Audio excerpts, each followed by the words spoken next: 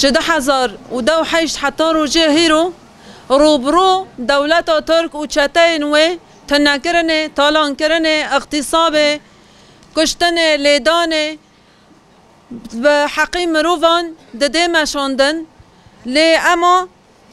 امجی وک و بریارد و بویارد گود هندر عفرین داتین مشاندن دبن سیستم داگر کریا ترکیه دا ام به تواهی شرمزار دکن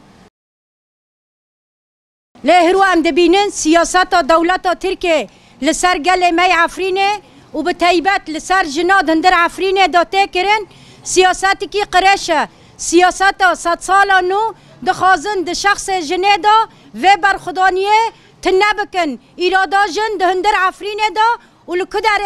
تخواستن دخوازن و ایراده بدن شکاندن لهرو برخدانیاره بر آپو 25 سال نه لهندری زندان امرالیه جبو هرو اگ رخستنا جن پشگریا جن کری ره بر آپویه ام جیل پش و پشگریه نه و ام و برخدانیه خوشی بردوام بکن مگود هرو در حق ده جنن دهندری عفرینه دا هرو بریاره اعدام کرنه سر ده جنه هاتی گرتن نه تنه جنه کرد جنن عرب جی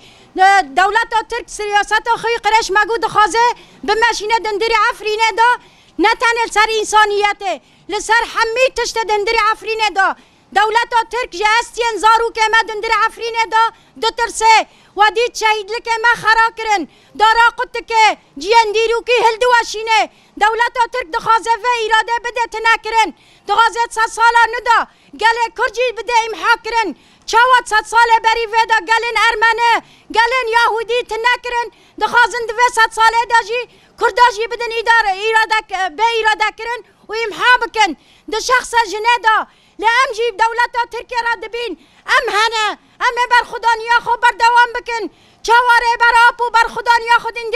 هندری امرالیه دا بردوام دکه ام جی وکا جن لشهبایه 7 سالن ام بر خدانیا خو بردوام دکن هرو ام پشگریه جنه دکن دندری عفرینه دا جن جیان آزادی جن جیان آزادی ناج عدم کرنا جنه را